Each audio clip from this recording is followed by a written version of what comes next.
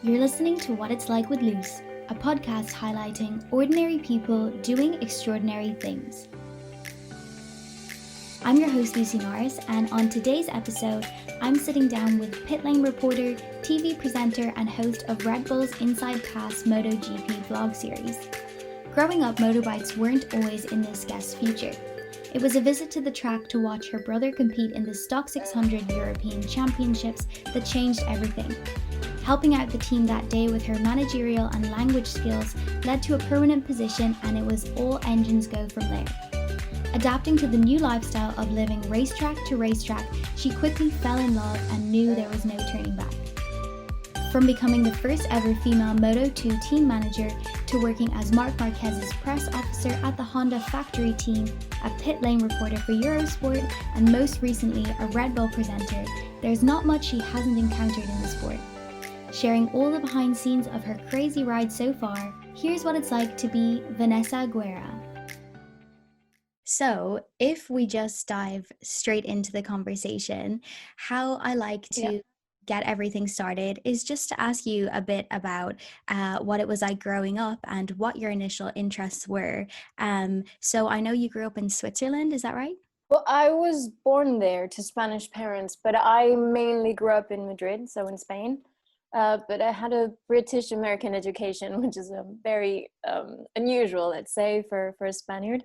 But I did go to a British school to begin with. And then for my last 4 years of school, I went to an American one. Okay, so a pretty diverse Yes. background. Yeah.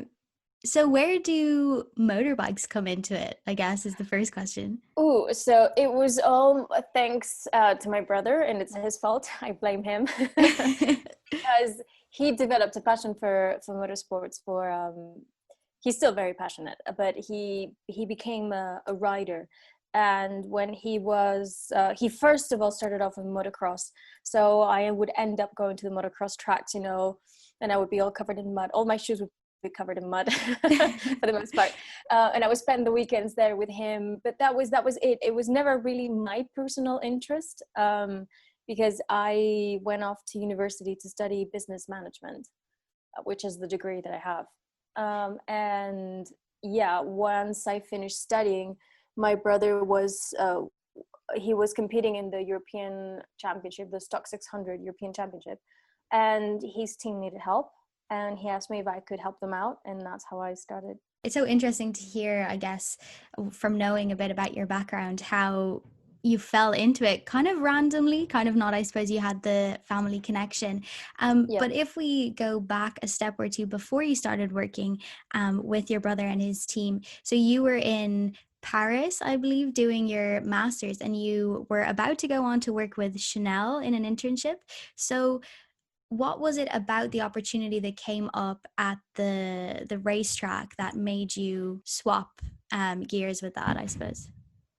Well, my initial idea, as you said, was to do an internship with Chanel in the communications department. But I had been living in Paris for almost 5 years, and I loved it there. And I thought I would stay there for a longer period of time and work in the luxury good industry. But at the same time, my brother and his team, they needed help. And they were seeking out not only my language skills, but also my management skills that I had learned in university through my degree. So I thought it would be interesting to challenge myself. It was something that, I had no knowledge about in terms of, motorsports. It was a whole new world to me, and it was a bigger challenge. So I think that's what attracted me the most. And what was it like those first few weeks getting stuck in with something that, as you said, you maybe weren't so confident on, a lot of the information to do with it? Was it scary at all in the first few days? It was, I felt like I needed to soak up as much information as I could. And I spent a lot of time with my brother's mechanics in the pit box. I learned as much as I could about part durability, about anything that had to do with the way that the work dynamic in the pit box between the crew chief, telemetric, about my brother, the mechanics, everything that had to do with safety, anything that had to do with even medical insurance and the way it covered the athletes, what needs to happen if an athlete gets injured and he needs to get transported to a hospital, how to like anything that had to do with the sport, not just the mechanical side of it, but there's so much more to motorsports than what we see on TV. Yeah. That people don't see. There's a lot. Yeah, I was just going to say about that. There seems to be so much more that happens behind the scenes that no one really touches on. But it sounds like you were kept extremely busy in your first few I months working in the sport. was. And I was, but I did battle with legitimacy and credibility Mhm. because I was a woman, and that came a bit from me, but also from the environment, but in bigger measure from myself, because they question, because there were so few women, that I sort of questioned my presence a bit at the beginning. I'm not gonna lie. Yeah, no, but it's so understandable. I mean, it's kind of a sad fact, but I suppose motorsport is a little bit synonymous with being a bit of a boys' club or not being so representative in terms of females working in motorsport. So, I guess, yeah, if you want to touch on that a little bit more, because I know later on you did become the first female Moto 2 team manager, which is amazing Yes. and incredible. And I want to hear all about that. But yeah, so I suppose how did you find it on the day to day being a female in the pits and working in that sport? Well, at the beginning, you're perceived as being the sister of a rider, so yeah, your presence is justified in a sense because you're a family member and you're just there to sort of watch over him and whatnot. In terms of then being seen as a professional, obviously it did take some time. You have to basically gain people's trust, and not just trust, but like basically just prove to them that you have your place there, that you deserve your place there, that you're meant to be there. And that's something that came with time. And I remember one of my brother's mechanics said, what you lack in experience, you make up for in willingness to learn. And that is something that sort of stuck with me, those words that he told me, because it was coming from someone who had a lot of experience in motorsports, and he admired the fact that I was willing to put in the effort and learn and integrate their world, as opposed to just being there and just letting time go by.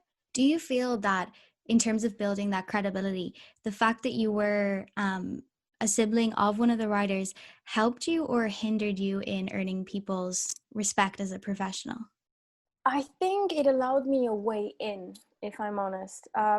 In obviously at the beginning it hinders you because you are a sister and you're not a mechanic, you're not an engineer. So in terms of that, yes. But at the same time, I made the most out of it, because had I not been a sister of a rider, I don't think I would have entered motorsports. So it's a blessing and a curse, but mainly a blessing. And I take it as a positive.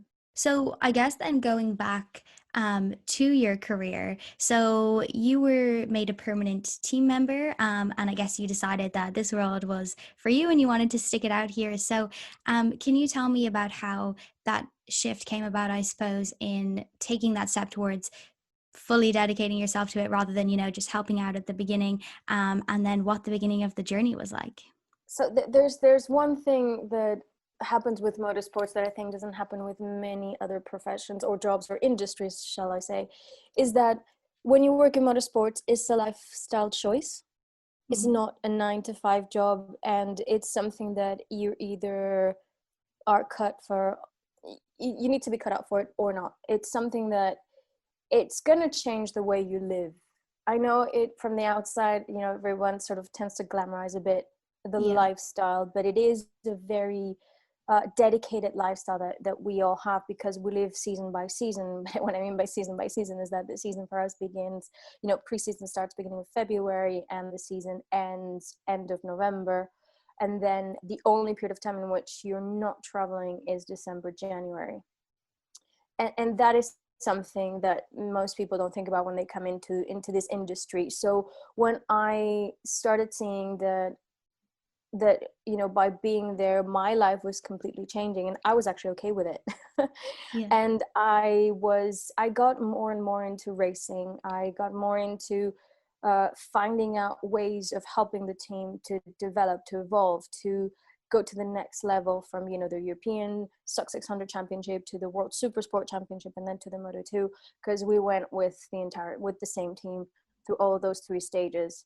And it's just, you know, seeing a team grow and develop and improve year by year, not only just the riders or just the bikes or the technology, but just as a group of people, as a whole team. It's something that I really enjoyed, and it was challenging, not gonna lie. But the thing is, there is a shared passion that everyone has within the industry and within a team that sort of brings you together, and everyone has this joy to come and work, you know, and it's a blessing to be able to wake up in the morning and think, oh, I'm really happy I'm going to work, because you really love your job.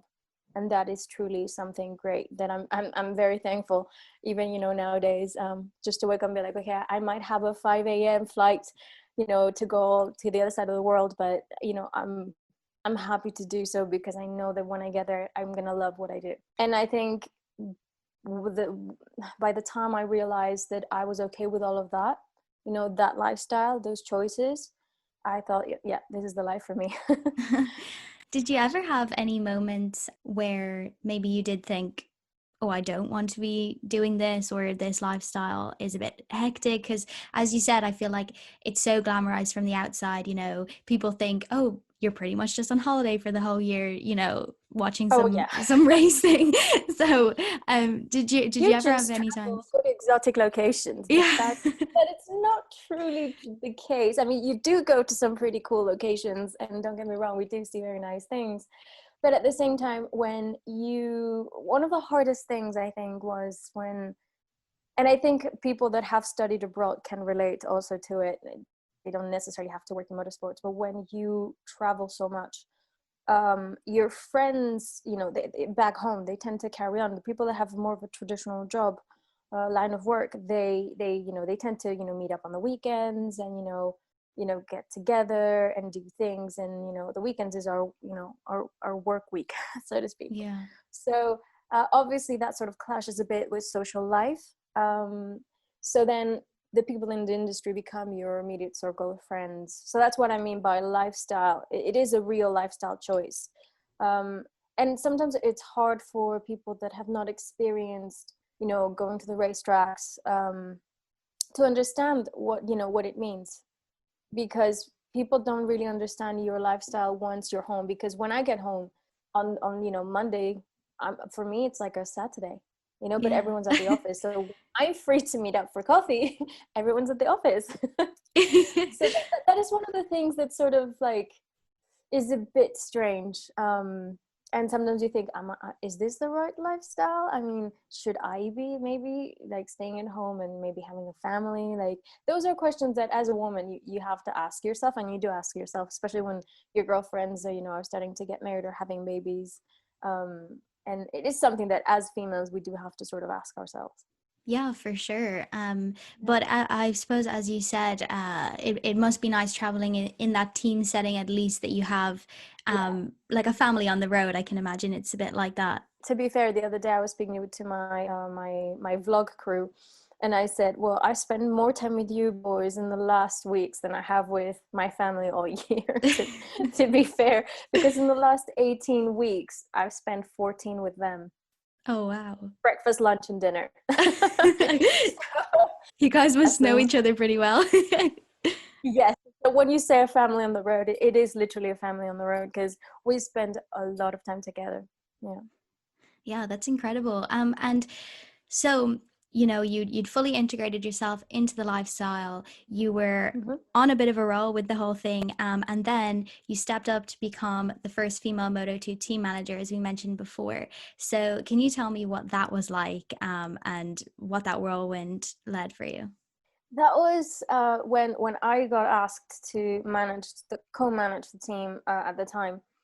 Um, I was like, okay, sure, I can do this. And bear in mind that when we made the change from World Supersport in 2009 to Moto2, the first ever season in Moto2 in 2010, it was a whole different championship for us, because you go from World Superbikes paddock to a MotoGP paddock, which for me, everything was new.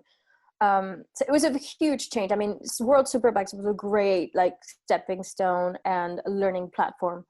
It gave me an amazing base to be able to build on going forward into the MotoGP paddock. But it was completely different. It was the level, you know, of professionalism, the level of the expectations were higher, and you could feel that. And there was pressure, but there was so much excitement, you know, going into a new series, you know, a brand new intermediate class, that I think the excitement was way bigger than, you know, any sort of concern that I might have had at the time. I did sort of look around and said, I am, what was I, 24? I was like, what am I doing? Wow. Actually, no, I was 25-ish. Yeah, 25. And I was like, okay, I am 25. I am a woman. I'm here. And I noticed, because the team managers have a weekly meeting at a Grand Prix weekend. And I was summoned for the first one. They sent out an email and to get everyone together for the first time of the season. And I went into the meeting room, and one of the gentlemen there said, one of the fellow team managers said, "Are you lost?" And I said, "Is this the meeting room for the team managers meeting?" And they said yes. And I'm like, "Then no, I'm not lost." And then I just sat down, and it was never questioned, never again. So I felt quite welcomed after that. It must have been pretty intimidating though, in the beginning. It was because like most team managers were like men twice my age, and then you look around, you're like, oh god, I'm gonna be perceived as a little girl.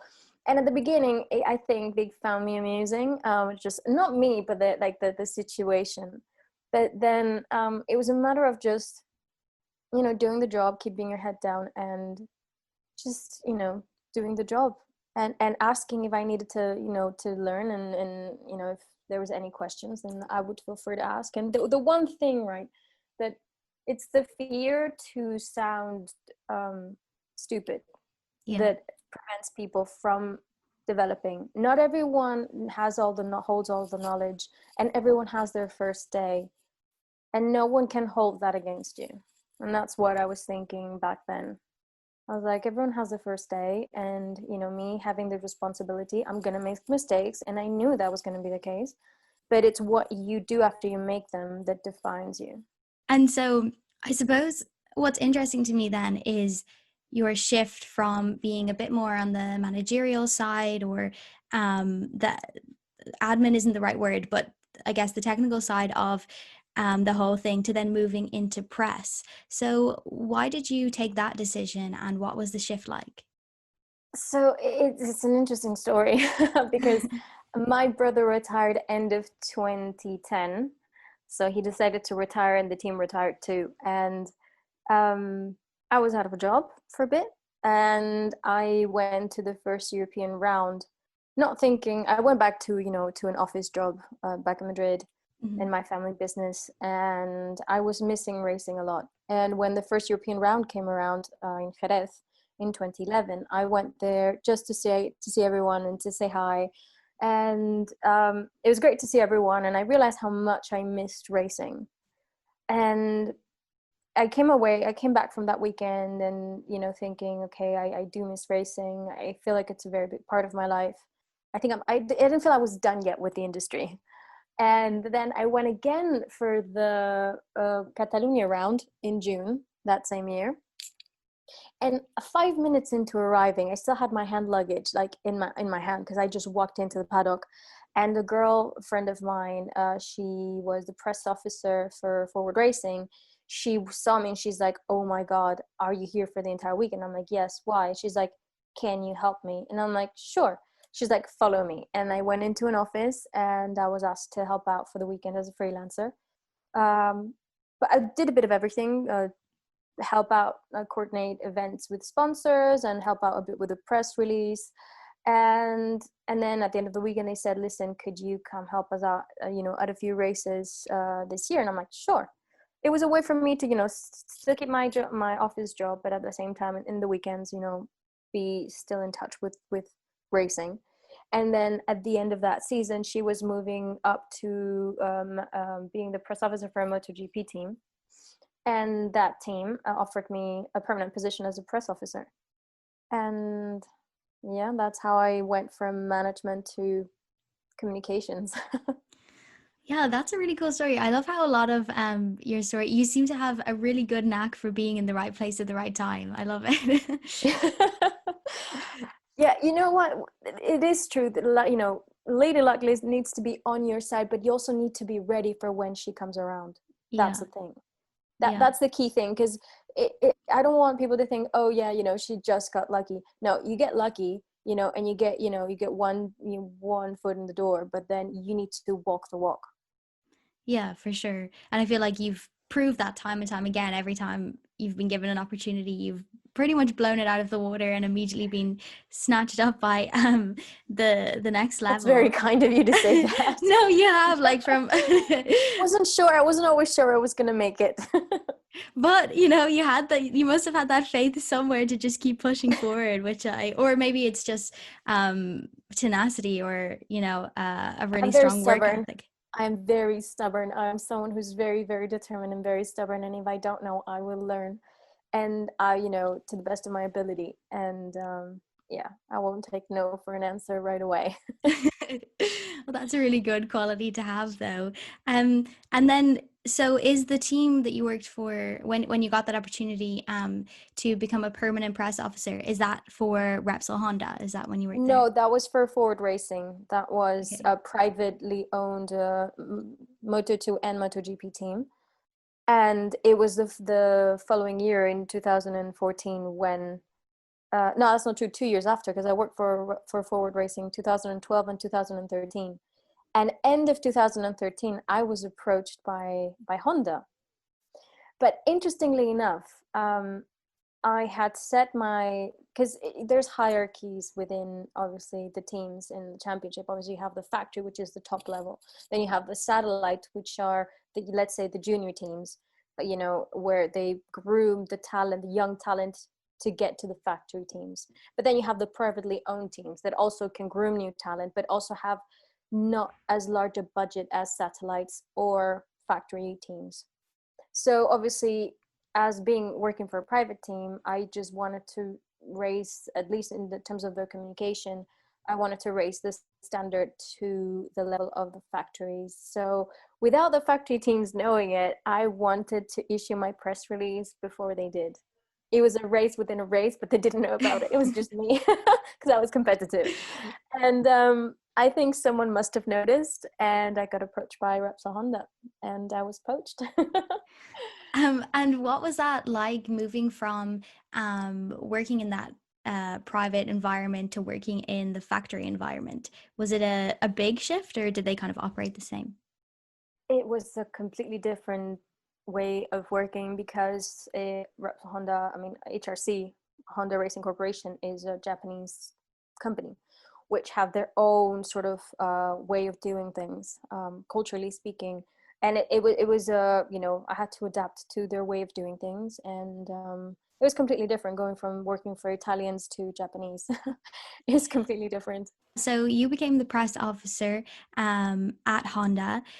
Did you enjoy that job? I suppose what I'm getting at, is it working for MotoGP or motorsport that people are in love with, or is it the actual job? Like, would you remain in the sport no matter what job you were given, or is it the specific jobs that people go after? In my case, and I can only speak from my personal view, standpoint, for me, it's the job, is the challenge that it presents to me. I've been lucky enough that every single year I have been challenged to do something new.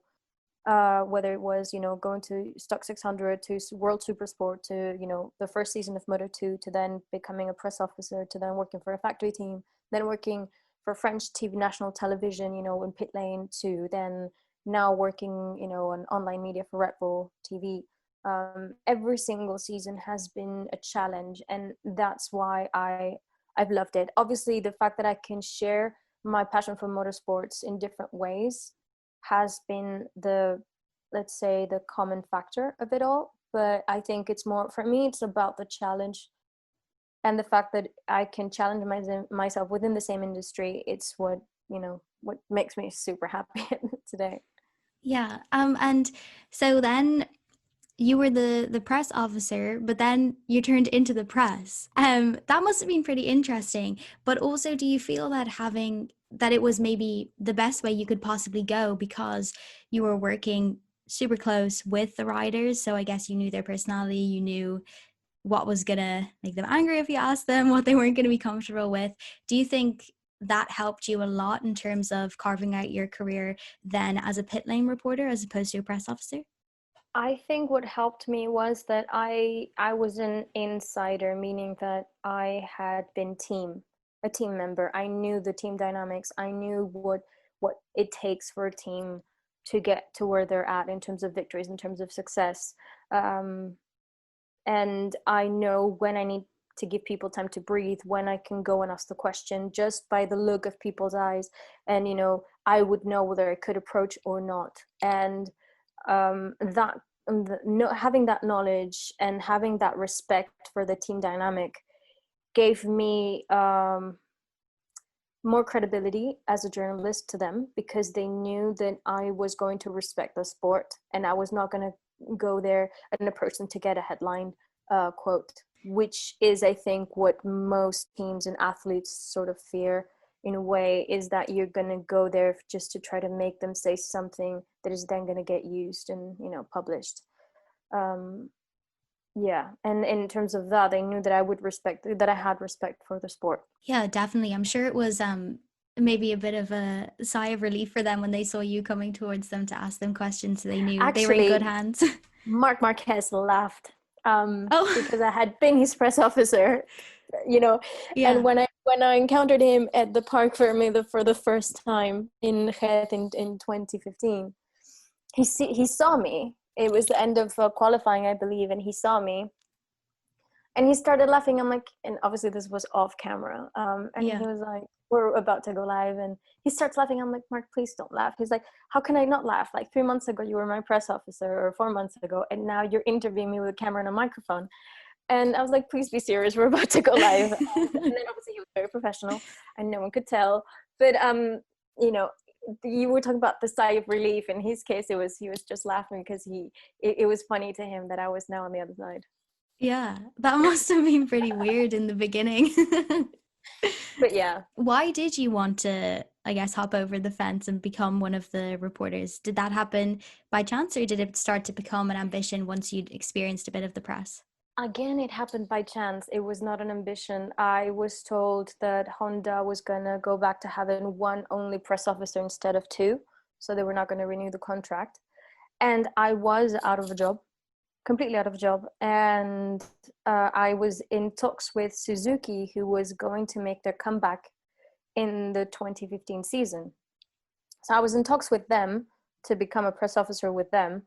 And halfway through the process in January, I had to call Davide Brivio, the team manager for Suzuki, and said, listen, I know you haven't made your decision just yet, but I need to basically take myself off the table to be considered press officer, because I was going through a family problem. One of my family members was going through something, and I needed to remain in Spain to sort of see it through.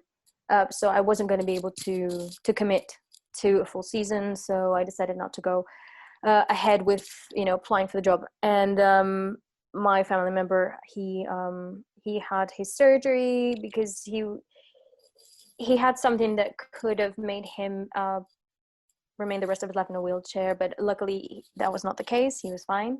But then a few weeks later, a month and a half later, I was approached. I got a phone call from a Moto3 French rider, and it was the opening round of 2015 in Qatar. And he called me. He's like, hi, Vanessa, how are you? I'm like, good, how are you? And his name is Alexis Masbou. And he's like, I haven't seen you. Where are you? And I'm like, I'm not in the paddock this season. He's like, actually, that's why I'm calling. And I'm like, well, what do you mean? He's like, I'm here with the French Eurosport TV crew, and they're having trouble finding a woman to be, pit reporter. And I told them that you're Spanish, but you speak really good French and English and a bit of Italian, and that people know you in the industry and you know the sport, and you might be the perfect fit. And I'm like, you're crazy. I laughed at him. I was like, you're absolutely nuts. And we didn't speak of it anymore. And he said, can I give them the contact information? I'm like, sure, whatever. But I didn't think, anything of it. And then that was on the Saturday of Qatar. And then the Monday after the race, I get another phone call from another friend, another French friend, and said, listen, I'm here at the airport in Doha with the French Eurosport crew. They want your phone number. Can I give it to them? And I said, yeah, sure, whatever, fine, just give it to them. And I got a phone call from one of the French Eurosport guys, and he said, listen, I'm about to board my flight to Paris. Can I call you 9 hours when I land, and I'll explain to you, we have a proposition. I'm like, sure. So 9 hours later, he calls me. He tells me, that they want me to be a reporter, that they want to do like a screen test and whatnot. And I'm like, I was thinking, this is a joke. There must be a hidden camera somewhere. This is a joke. And I was like, I have no TV experience. What are you doing?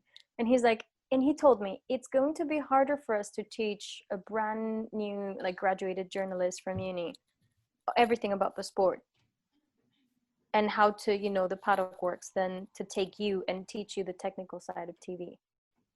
And I'm like, okay, fair enough. He made a compelling argument. So hang up. And then I called my brother and he said, listen, you're never going to believe what just happened. He's like, what? And I'm like, I just got offered this. And then, I was telling it to him like more of a sort of like a, not a joke, but like a, you're never going to believe what happened. And that was just going to be it. And then he's like, you're going to give it a go, right? And I'm like, what? He's like, Eurosport is knocking at your door. You need to consider. And up until that point, I hadn't really seriously considered it. And then I was like, okay, I'll give it a go. And I gave it a go. And I was there for 4 years. It must have been absolutely mental on your first few days, though. As you said, never had much ambitions to be on TV or anything like that, to then just be thrown straight in front of it for Eurosport. That's a pretty big deal. So I'll tell you another story, quick one. My screen test, usually screen test, you do a fake live to see how you look on camera and if you can, work with, the stress of being on camera. And they invited me over during the Argentinian Grand Prix to see how things were done from Paris in terms of the production side of things. And I'm like, yeah, sure. I didn't think anything of it. It was just a talk, it was just my initial meeting. And then they said, we're going to do, that was on a Friday. And then they said, tomorrow, Saturday, we're going to do a screen test. We're going to do a fake live in the hallway and you're going to talk about the latest news of MotoGP. And I'm like, yeah, sure. So I prepared a bit. And then as I walked into the offices of Eurosport, and they're like, I think you need a bit more makeup. And I'm like, excuse me? What? And they're like, oh, you haven't spoken to the producer. And I'm like, what do you mean? He's like, yeah, come in. And they took me into a meeting room. They're like, we've decided that instead of doing a fake live, we're gonna put you in, in the studio with the main presenter, and you guys are gonna talk about MotoGP. And I'm like, wow. Okay, sure. He's like, can you talk about Danny Pedrosa's condition? Back then he just had arm pump surgery. And I was like, yeah, sure, I can do that. And then they took me, like the traditional like makeup room, we have like the mirror with the light bulbs around it and like a table full of makeup. Well, I was taken into one of those. They sat me down, and as the woman was applying makeup, I'm like, can I have a second? So I went into the restroom. And I was looking at myself thinking, this is really happening. I was like, breathe, woman. And then I went back down, sat down. I was like, yeah, finish your makeup. And then I was taken to the studio. They mic'd me up, and they did the whole 3, 2, 1 countdown, and we went live. And the second I started talking to the main presenter, everything felt very normal and natural. And that was that. That's like in with a bang. Yep. Wow. And I guess that was the start of everything to come. So can you maybe describe to me in a nutshell what a day in the paddock is like for a pit lane reporter? Oh God. So you need to be there around, at the latest, 7:45. At the latest in the morning, because you need to do your mic and camera sound and check you need to basically, we were going live at 8:45, because we would do like connections with the studio, and then all the track action would start at 9 with Moto3. So that would be basically my start of the day. I would be out on pit lane 6 hours non-stop. Wow. Because I would do all of the 3 classes, Moto3, Moto2, and MotoGP. And then in between sessions, we would still do connections, what they call duplex, with the studio, because we would have the main presenter with guests. And then we would interview people between sessions, and we would make those duplex connections so the people in the studio, our guests, could ask questions to people in the paddock. So I was basically there to liaise.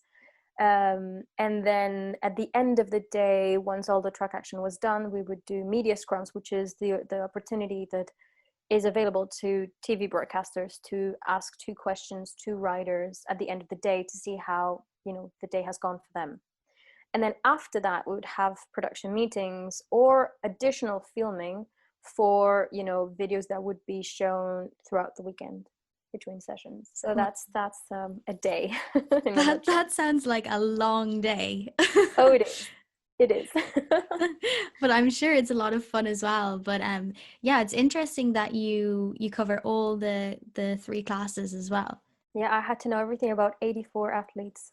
Wow. In 3 classes. Oh my God. So yeah. And everyone has the bit of history. He was in this team previously, and now he has a new teammate, but they've changed bikes, and this team has a new sponsor, and this and that. And you need to sort of have the general knowledge of all 3 classes, not just the top class. So it kept me busy. Yeah, that's for sure. And so I guess with Eurosport, you really carved a name for yourself, not just as someone around the teams, but also as a credible motorsport journalist. So how did Red Bull come about, which is what you're doing now? And I suppose, why did the journey with Eurosport come to an end? The journey with Eurosport came to an end because they lost the T rights for MotoGP to another broadcaster called Canal Plus. Okay. So that's how that came to an end. And because I was only contracted with them for MotoGP, once they lost the rights, I was yet again out of a job. The glamorous life of a freelancer. Basically, not being a French national, I was only employed to go to the racetrack for the GPs, not to work from Paris. So that was that. So season ended in November. And then I got a call on mid-December saying we are thinking, a producer who I had previously met in the MotoGP, an Austrian producer, who said, I am thinking of filming a pilot episode for a potential show. And I'm like, okay, I've never done anything recorded. I've only done live TV, but sure, yeah, why not? And he said, could you come on as a producer, just to sort of help out, line up interviews, content, etc. But it was never for being in front of a camera.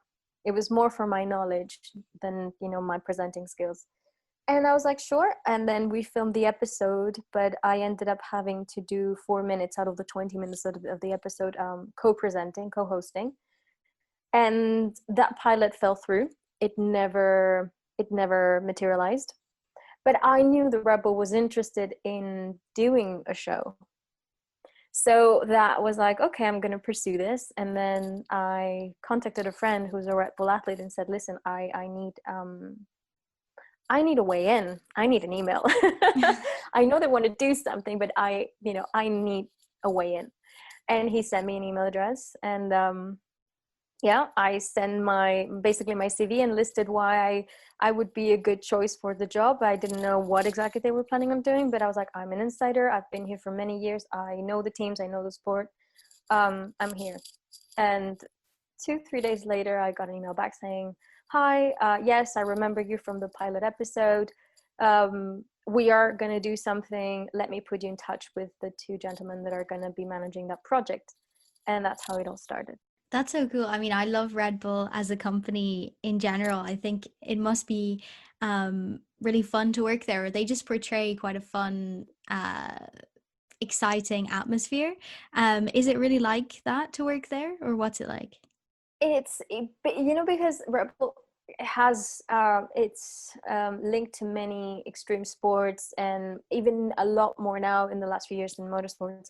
Yeah. There was a bit of pressure because you need to sort of, when you think of Red Bull, you think extreme sports, you think, they have a certain image and a certain way of working, and you want to be part of, to embody that. And at the beginning I sort of put a bit of pressure on myself, but then once I got to meet them at the first event, I was like, okay, great. These are a great group of people. It's so easy to collaborate with them. Everyone's very open to brainstorming and to bring together ideas that, it became like second nature to just be around them, which I'm really thankful. I guess that brings us up to where you are now. And I know that you must have had some hell of a year with this virus and everything impacting so much on every aspect of life, but especially sports for a while. So how was that, and what are you doing now? Well, we just wrapped up the season about a week ago. Yeah. So Fresh um, off of it.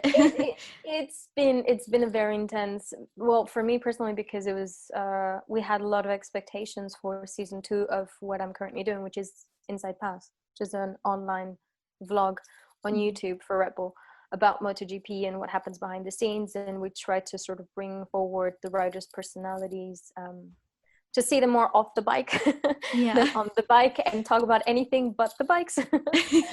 But just to sort of humanize a bit more the athletes, and just to get them to see who they are.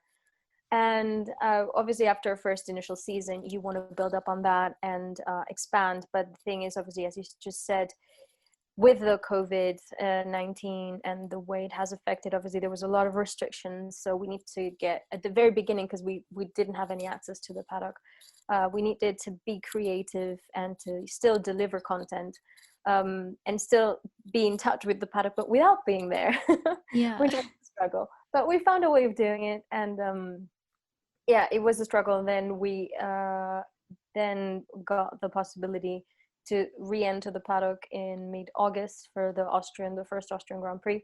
So then we started thinking, okay, then things are looking like they're going to get back to normal, but they weren't really, because the media had very limited access. We had to be very careful. We needed to get, we needed to get tested for COVID. We needed to stay within a bubble. Then once you're not at the track, you need to remain in a hotel, and you need to stay and eat at the hotel. So it was like lockdown, but traveling, if it makes any sense. Yeah, it does. It's just interesting to hear that. So you had to completely isolate once you were not Yes. on the track. That must have been hard. It was hard. And out of those 18, the last 18 weeks, 14 of those, we were out, Yeah. at racetracks and isolating. And will there be a season 3? Have you signed on for that? That is a great question. We're actually right now discussing that. So I hope to find out very soon if that's going to be the case.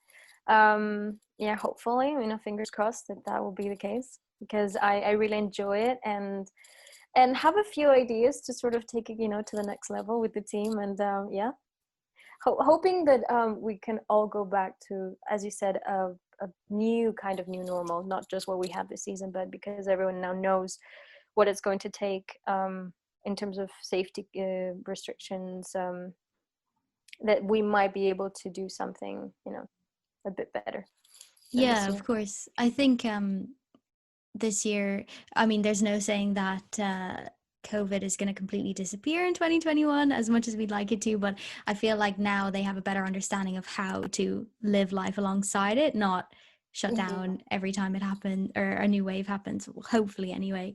We're going to have to learn to live with it. That's the thing. As you said, Yeah. it's not going to disappear, and life cannot shut down, because economically speaking, countries are not going to be able to withstand that.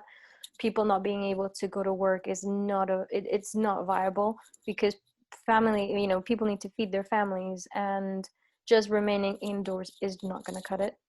No, not at all. And yeah, I mean, it's just no quality of life either. We need that human interaction.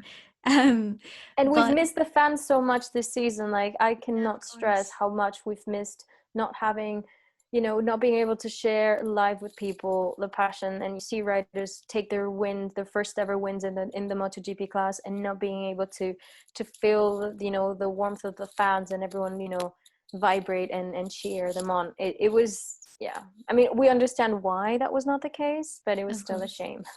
So I just have two more questions for you, and I'm going to let you go because I know I've kept you for a while. But No worries. Hearing your story, as I said before, it's so inspirational, and you've achieved so much throughout the sport.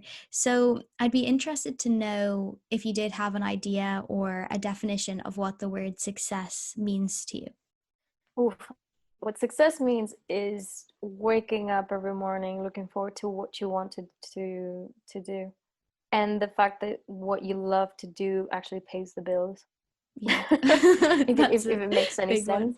Basically, looking forward to what you're going to be doing in your day, and make your passion your way of living, basically. Yeah, I love that. And I think, well, obviously it's so evident that you've done that for yourself, which is amazing, and amazing for people to hear that it's possible, because I feel like these are interesting times and maybe people are feeling discouraged about things. Then my next question is, if I put your 10-year-old self in front of you today, having been through everything you've been through, both in your career and I guess just life in general, what's the biggest piece of advice you would give that 10-year-old self moving forward? Oh, it's my 10-year-old self. Oh, I would tell her it's going to be a struggle. It's not always going to be pretty, but you're so stubborn. Just trust your gut instinct, and don't try to please anyone else but yourself.